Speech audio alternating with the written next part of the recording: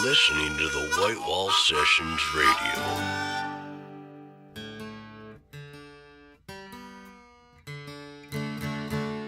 White Wall Breakdown, take 1, 2, 3, 4. Welcome to the White Wall Sessions Radio. I'm your host, Steve Zastro. On this week's episode, the traditional folk tunes of the Yellow-Bellied Sapsuckers. Northern Minnesota's foot-stomping singer-songwriter, Matt Ray. Also, later in the hour, the high-energy progressive string band, Horseshoes and Hand Grenades. To hear more on these artists, as well as other artists featured on the program, visit www.thewhitewallsessions.com.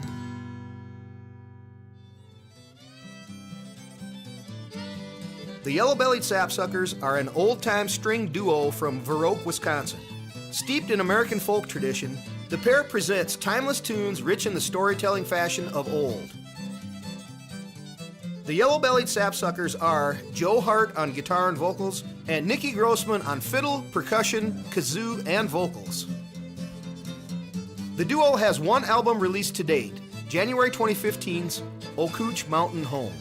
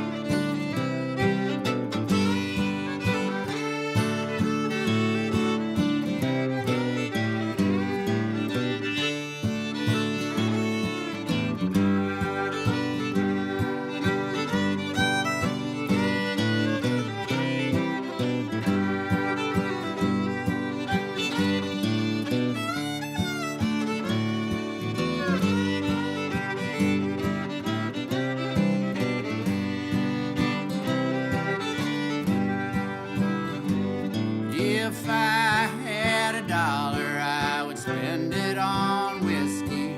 If I had another, I'd give it to you. If I had $500,000, I would never want more, 'cause that's more than I ever could go through. But the money's run dry, the money's run dry. My pockets stay empty no matter how I try. Can anyone say how I'm gonna get by? The money's run dry.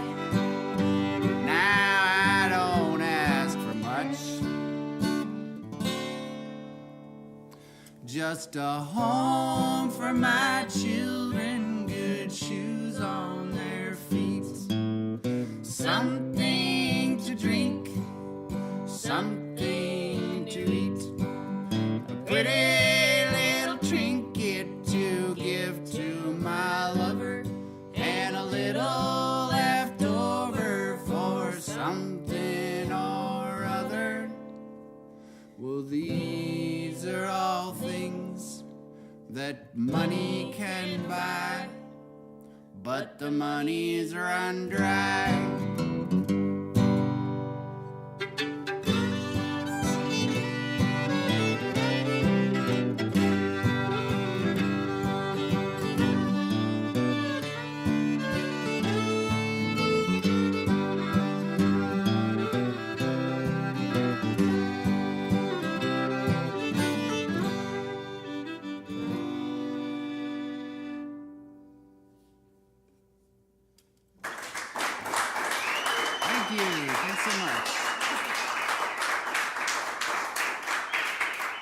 Once again, tonight we are here all the way from western Wisconsin. It's the Yellow-Bellied Sapsuckers. And again, thanks for coming in, guys, and sharing Thanks your for having us. wonderful traditional sounds. It's great to be here. All right. No prob. So it's Nikki Grossman and Joe Hart. Correct? And my first question is, were you guys like a romantic couple before you were a musical act? Or was it the other way around? Or did it all happen about the same time? All about the same time, I would say. Music brought us together Yeah, what happened as is friends.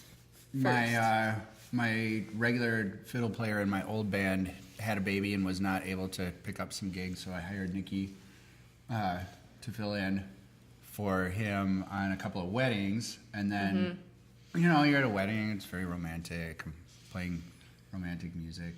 It was like the most fun, awesome wedding ever, too. It was a rock and roll guy and a roller derby queen. That's right. Not making this up. No. not And they making it had up. like a hula hoop contest And a and tug of musical war. chairs and tug of war and like sky lanterns and stuff. And they kept being like, play something for our musical chairs. Yeah. We're like, okay. What do you play for musical chairs, if anyone Just needs to know? whatever. But then you have to be able to like stop it in the down middle of and the down. song. Stopping which Right. is harder was than you kinda think. hard. Yeah. It's easy to stop at the end of the phrase. It's hard to stop in the middle of the phrase. Yeah. But the end of the phrase is kind of predictable for Right. the musical chairs people, so we did our best. Yeah. All right, let's go back to before you guys met and talk about your musical endeavors, like in your childhood and stuff. So, like, starting with Nikki, you're a wonderful violin/fiddle player. Thank Did you. Did you pick that up real young in school and play in the Yeah. orchestras and that, like that? Yeah, I was in orchestra and stuff from the age of 9. Took private lessons. Was classically trained until the age of 15. And then I kind of took a break for a couple of years and didn't really play. And then after I graduated high school, I started playing again all the time. I met some traveling hobos who were into old time, and I was like, I want to do that. And I just got really into folk music and folk fiddling of all types.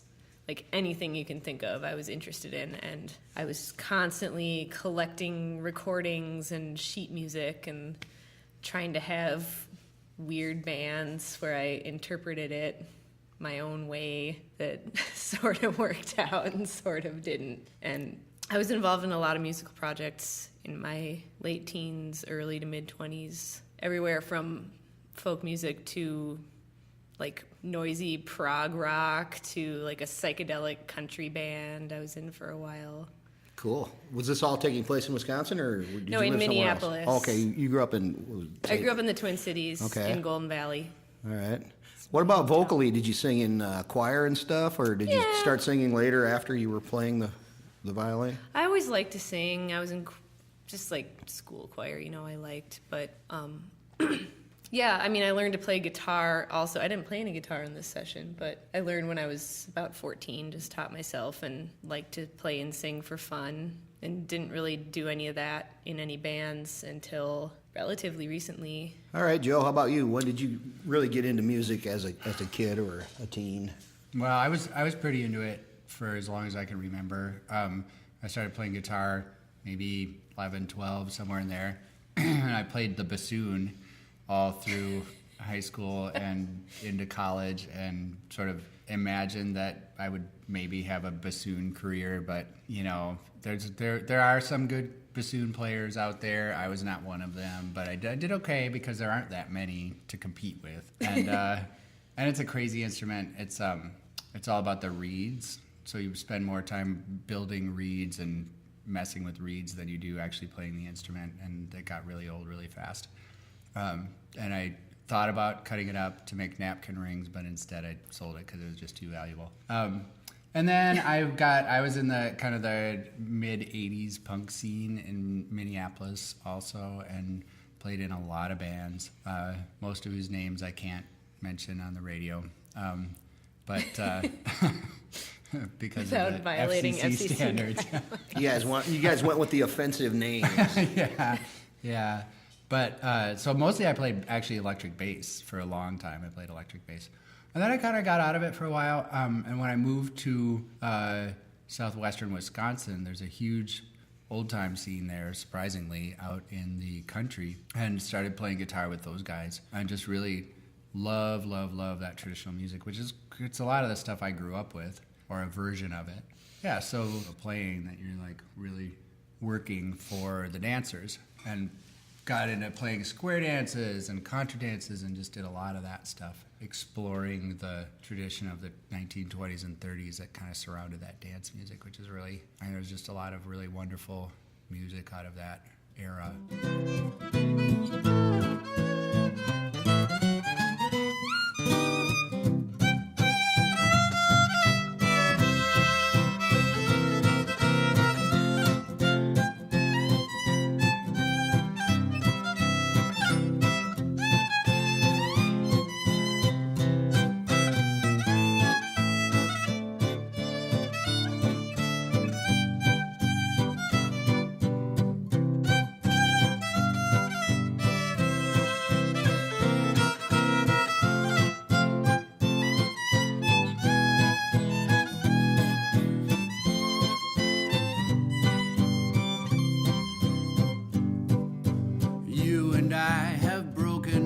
Before to other lovers we have been untrue. We played around, made romances, put our odds on second chances, always had an eye for someone new. Now it's only me who's in your heart, and you're the only one that I adore.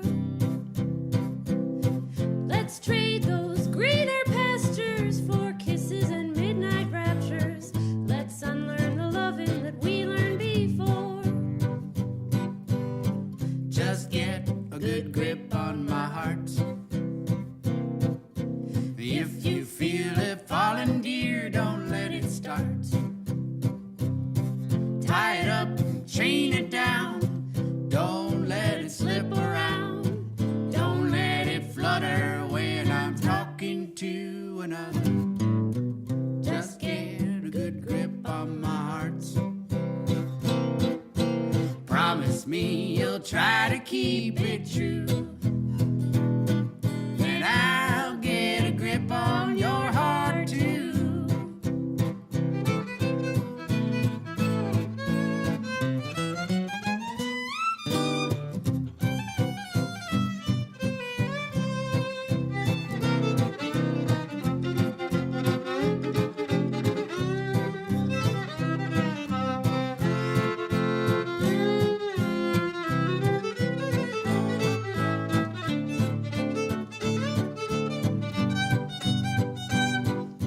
Just get a good grip on my heart. If you feel it falling, dear, don't let it start. Tie it up, chain it down, don't let it slip around. Don't let it flutter when I'm talking to another. Just get a good grip on my heart. Promise me you'll try to keep it true. Then I'll get a grip on your heart too.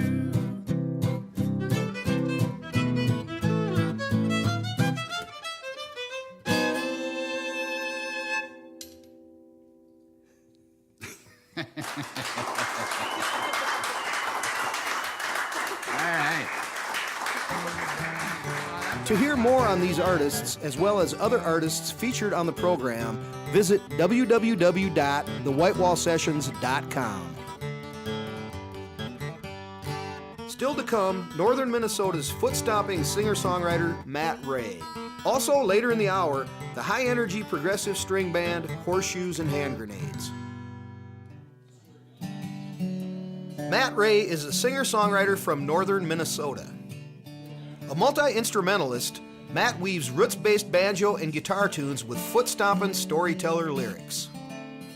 Matt was kind enough to show us the various styles of banjo playing during his session.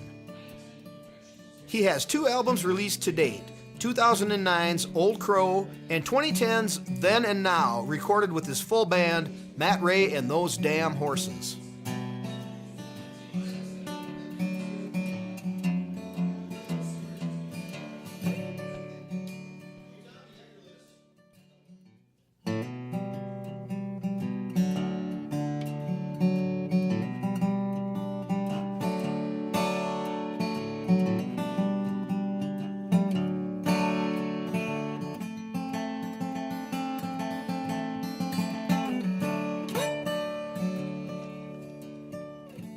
see that Minnesota moon through the window by the side of the bed. I can feel that feeling coming soon, and it starts to go to my head. Trying to fall asleep on this cool July night. I'm trying to rest these weary bones before that morning light.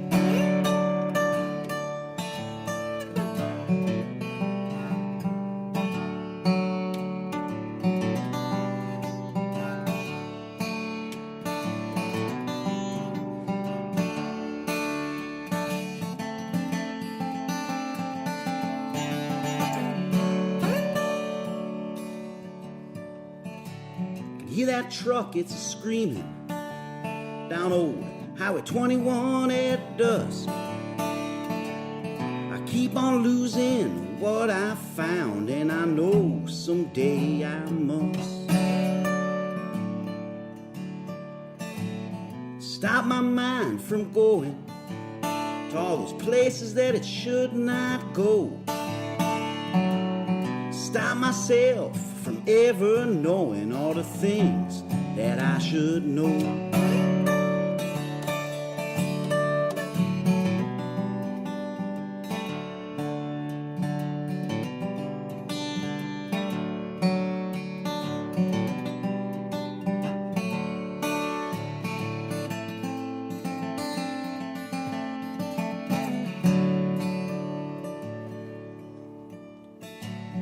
Taste the dust on my teeth, and the dust goes down my throat. I know and believe there's something underneath. Well, just don't mistake that for hope. Now I get this feeling, and it makes me wanna know. I can't turn away from it, 'cause it burns down in my soul.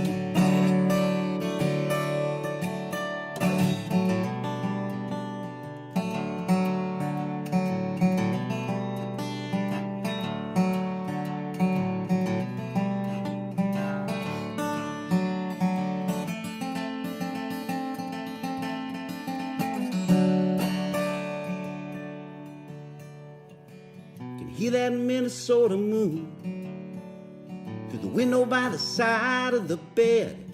I can get that feeling coming soon.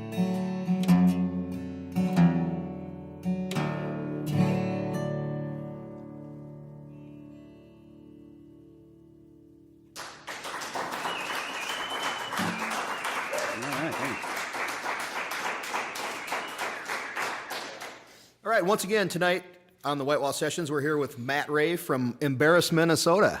And again, thanks for coming in and sharing some music with us, Matt. Thanks for having me. Appreciate the opportunity. All right, you were in town last night at Latitude 44, and we had a good time there. It was fantastic. It was. Fantastic time. A lot of fun.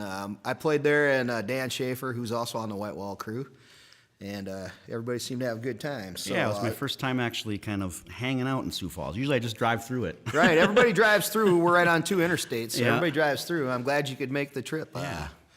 Very good. So tell us a little bit about your early musical endeavors. How long have you been playing guitar or banjo? Well, my folks were in a band when I was a kid, so I was just always, music was always around. There was always stuff in the house, and I think I got serious about music when I probably in high school. I started playing the drums in a band.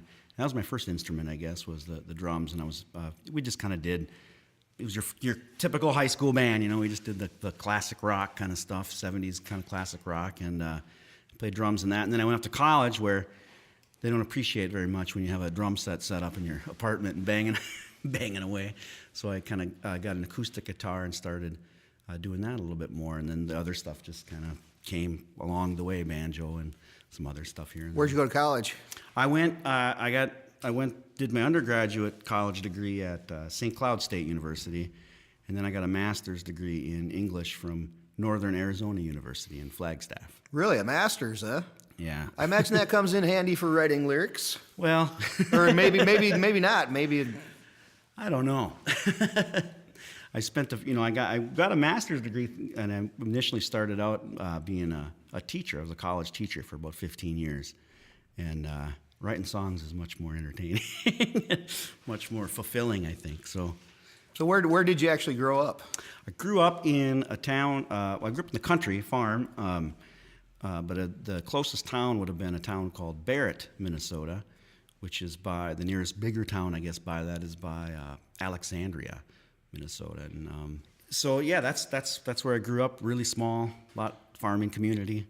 About 300 people in the town, I think. So Well, I'm curious to say your mom and dad had some kind of a band or whatever. What kind of music were they playing? they did a lot of original stuff. My dad wrote a lot of songs, and then their covers. They did a little bit of everything. They kind of started out doing a lot of country music, good country music, Hank Williams, stuff like that, and then as they kind of progressed in some different bands, they got into a little more rock and roll. But it was still just kind of covers of classic tunes. But then it was a lot of original stuff, which was kind of surprising, I think, at the time. Most bands around that their peers and stuff were all just in cover bands going and playing, that kind of stuff. But I'll tell you what, it was hard to get a gig, in the 70s or into the 80s if you did your own music. yeah, that's why I was always kind of, and that was kind of one of the things they would run into every once in a while. They'd go to a bar and the person just wanted to hear Johnny Cash all night long, Right. Which is cool, which but is good, yeah. but they wanted to play some of their own songs, and they did. They had a lot of their originals and quite a number of them. So When you were real little and you were watching like your dad with his own songs, did that make an impression on you that it was something that anybody could do? absolutely, but it was his band consisted of my dad played guitar and sang and wrote most of the songs. My uncle played drums, and he still plays drums in a number of bands. Phenomenal drummer, probably one of the best drummers I know. And yeah, I remember driving around with them when we were really little, going on gigs and stuff, and sitting behind the soundboard as they played, and it was kind of saw that you could do that, actually, and make a sort of a living at it, I guess, Kind of depends. That's kind of negligible, actually. Yeah. The verdict's still out on that. It I'm is. afraid. It is. But it sure is fun. Right. So. So let's. You said like after like in college you started playing the acoustic type stuff. Yeah. Did you start writing songs in earnest at that point too, or were you doing a lot of covers as well? A lot. I mostly covers. Certainly mostly covers. Bob Dylan, John Prine, stuff like that. And I think I was writing a lot of songs at that time, but I just really wasn't playing them out. I don't know. I imagine every songwriter probably goes through that where they start writing and they're not very confident in what they're writing, so I'd never really wanted to play it out. I recorded it all at, my little home studio or something like that, but probably early on it was just traditionals and like I said, kind of your classic folk stuff, Dylan and John Prine and stuff like that. Excuse me. Did you start gigging out as a solo act at that time? Or? I did. That's when I first started playing some coffee houses and things like that. I did that for a while, and then I actually kind of took a break from that and lived out, did some traveling and stuff, lived out in Montana, and I lived in the van down by the river. I was that guy, and so I wasn't gigging at that time. And then when I got stopped traveling a little bit, then I got a little more serious into it. And then when I moved out to Arizona to get my master's degree, I think is when I really, really got serious about being in a band. I was in a band out there, and we were pretty successful out there. And that's when ever since then, that's what I've been doing. So. Was the band in Arizona? Were you doing your originals? A few of them, yeah. A lot of it was traditional stuff, old blues and old jug band music.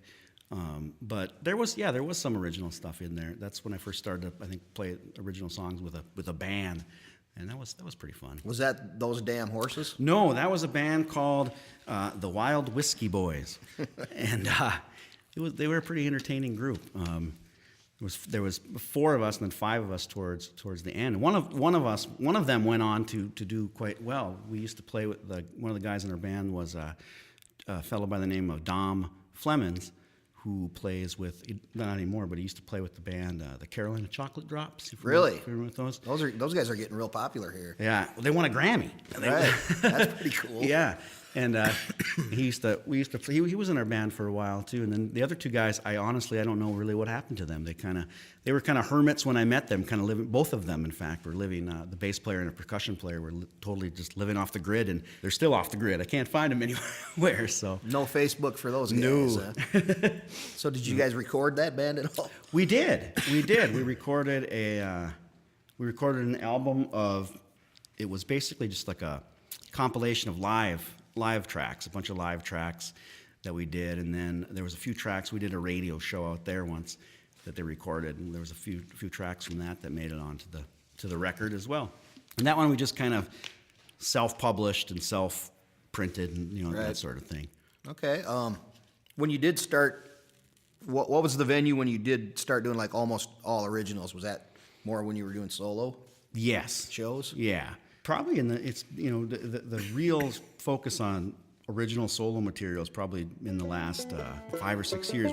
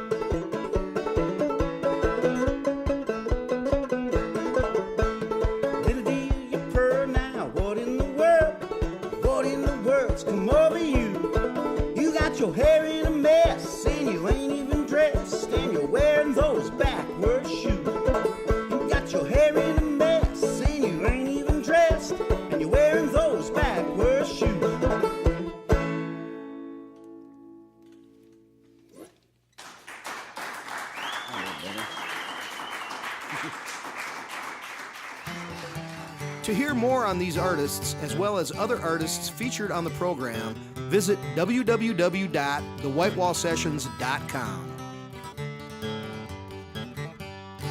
Still to come, the high-energy progressive string band Horseshoes and Hand Grenades.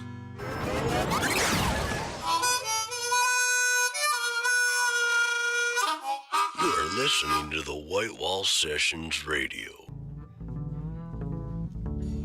Horseshoes and Hand Grenades are a progressive string band based out of Stevens Point, Wisconsin. Their sound combines the traditional roots sound found in their instrumentation with high-energy tonal exploration.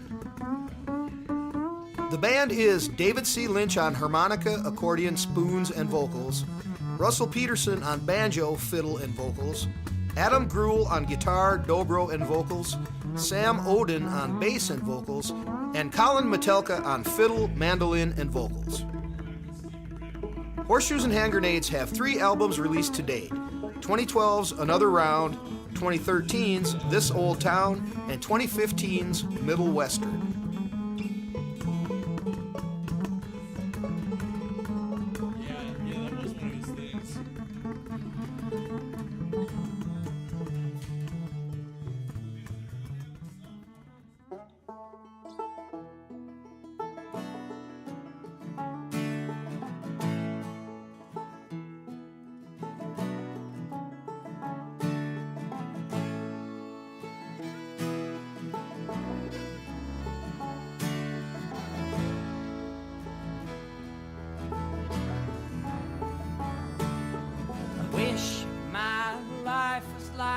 summertime coffee instead of this wintertime whiskey. Oh, my thoughts aren't as youthful as before. I'm old, worried and gray. And as I wash these ashes from the ground, oh, my offenses aren't so innocent now. And if I were God or something more, if I were God or something more, let me be the imperfection. Let me be the imperfection. Wow.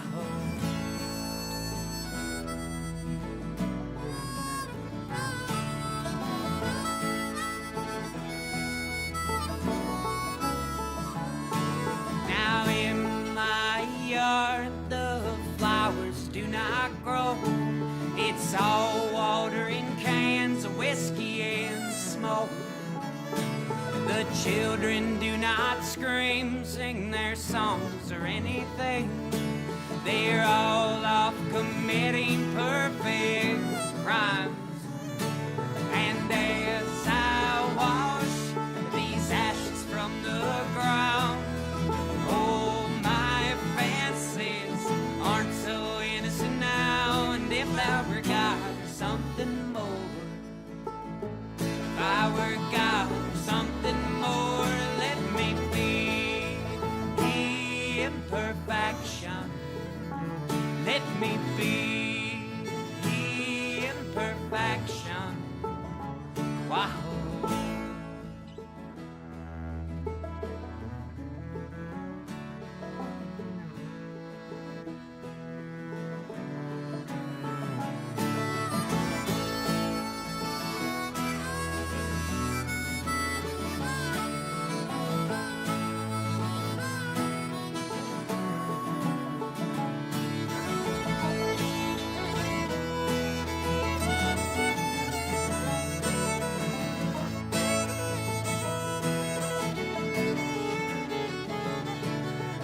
As I muse on my own mortality, I'm wise, wayward, wonderful. My mind knows the way, still I make mistakes every day. Am I old enough to die? And as I wash these ashes from the ground, oh, my offenses aren't so innocent now. And if I were God or something more, if I were God or something more, let me be the imperfection. Let me be the imperfection. Wow. Whoa.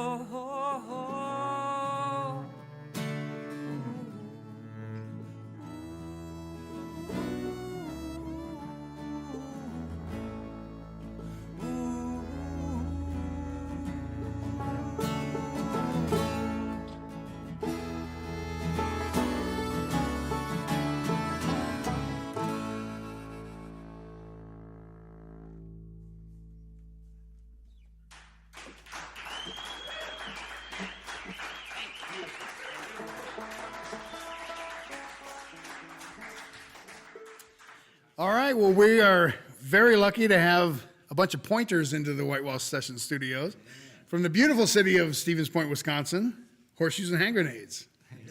Welcome, guys. Thank you. Great place. Speaking of, Stevens Point, how did that, growing up in that central, sort of easy to get to everywhere city in Wisconsin, shape this band? Well, specifically, that part of the building process for the band, at least, was awesome. Appleton was right there. Wausau was just north of us. There's a whole bunch of little festivals that happened around us, and we happened to know a lot of the folks that were in that area. Like, our connection from that very central spot was a great little heart heartthrob for us, at least as far as when we first started happening. You know, like it was really hard to travel really far when you're starting as a band, but being right in the middle of the state, like I said, everything was just like right outside of our little peripheral. So we got to travel a lot and kind of, you know, cut our teeth real quick in a lot of funny different bars. So even though Stevens Point is a small town, that you really, the whole area is where you started branching out, and you can play this town and that area and that area. And Yeah, and there's a thriving music, what would you call it? Community, yeah. Music community that's happening in central Wisconsin. Neighborhood, yeah. Feels like a neighborhood. It also helps that it's a college town because everybody from all over the Midwest will come there for school and then go back home and then tell all their hometown buddies about us too. So by word of mouth, that really helps too. so what is it about the water that makes the beer so good? The spring is under a cemetery or something. That's what I've heard. Yeah. Do you have anything to say as the I local like beer point from all resident? over. Really. I don't know. It still flows. Okay, so let's introduce the band. Adam, would you like to introduce the band? Sure. Well, Russell over there, who was just chatting away, he comes from Osceola, Wisconsin, which is right up on the St. Croix River, up in far northwestern Wisconsin. Russell Peterson on the banjo there, and Colin Metallica comes from Packerland, also known as Titletown, Green Bay, Wisconsin, and he plays the fiddle, does quite a bit of singing, and swelling. He's just a swell guy. And then yeah. And Davey here comes from Milwaukee, Wisconsin, and he plays and he plays the squeeze box and the mouth brass, the harmonica. This is Mr. Sammy Odin, and he comes also from Milwaukee town, Whitefish Bay specifically, and plays the upright bass. There, bows it sometimes too. And then the guy just describing the rest of the band there is none other than Mr. Adam Gruhl from Stevens Point, Wisconsin itself.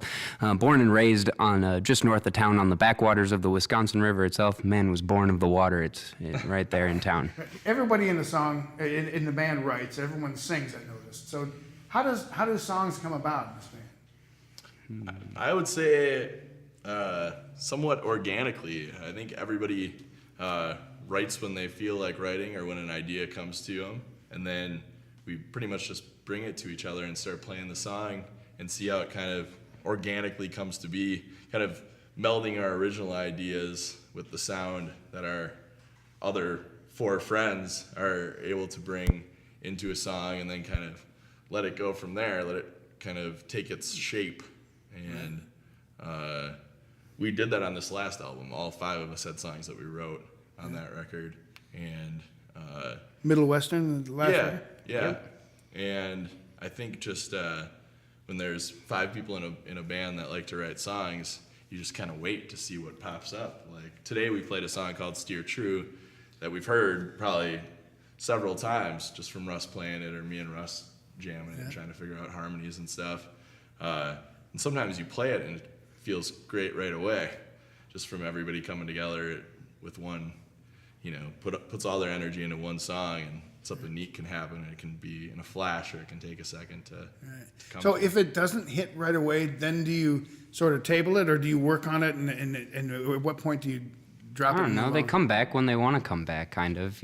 Some of them get tested out, and if it just didn't stick that day for some reason, you wait till we're hanging out at a festival just looking to warm up and kick it for a little bit, and then all of a sudden you just toss it back out and see how it feels that day. One of the days it's bound to, grab if it's a good tune. Sure.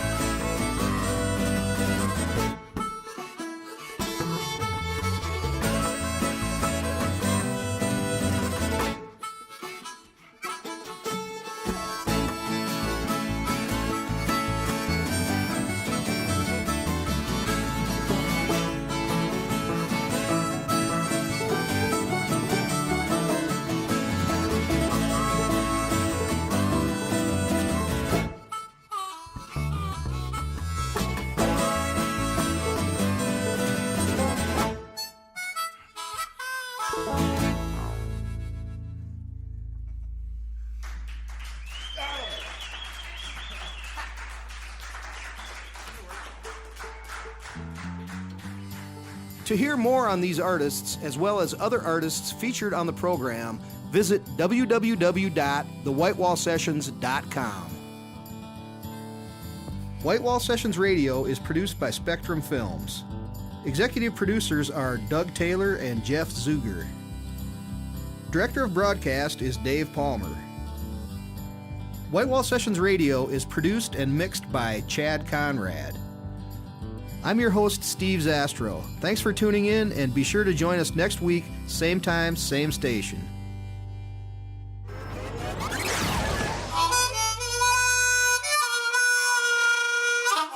You are listening to the Whitewall Sessions Radio.